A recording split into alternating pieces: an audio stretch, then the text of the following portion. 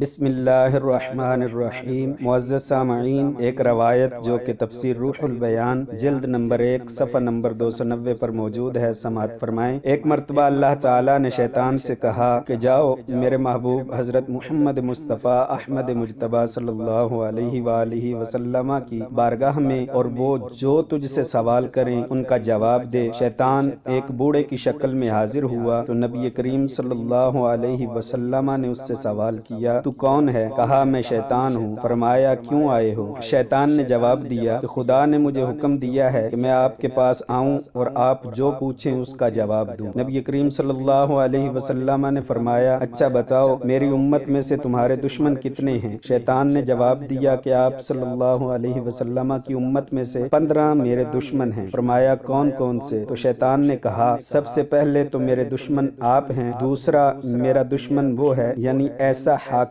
جو انصاف کرنے والا ہو، تیسرا ایسا دولت مند جو عاجزی کرنے والا ہو، چوتھا ایسا تاجر جو سچ بولنے والا ہو، پانچواں ایسا عالم جو خدا سے ڈرنے والا ہو، چھٹا ایسا شخص جو لوگوں کو نیکی کی نصیحت کرنے والا ہو، ساتواں ایسا مومن جو رحم دل ہو، آٹھواں ایسا شخص جو اللہ کی بارگاہ میں توبہ کرنے والا ہو، نواں ایسا شخص جو حرام سے بچنے والا ہو، دسواں ایسا شخص جو ہمیشہ باوضو رہنے والا ہو، 11واں ایسا شخص جو ہمیشہ صدقہ و خیرات کرنے والا ہو، 12واں ایسا شخص جو نیک اخلاق رکھنے والا ہو، 13واں ایسا شخص جو لوگوں کو نفع پہنچانے والا ہو، 14واں ایسا شخص جو قرآن پڑھنے والا ہو، اور 15واں ایسا شخص جو رات کو اٹھ کر نماز پڑھنے والا ہو۔ احباب گرامی، تو پھر نبی کریم صلی اللہ علیہ وسلم نے اس سے پوچھا تمہارے دوست کتنے ہیں؟ کہنے لگا کہ آپ کی امت میں 10 ایسے ہیں کہ جو میرے دوست ہیں۔ فرمایا کون کون سے؟ کہنے لگا پہلا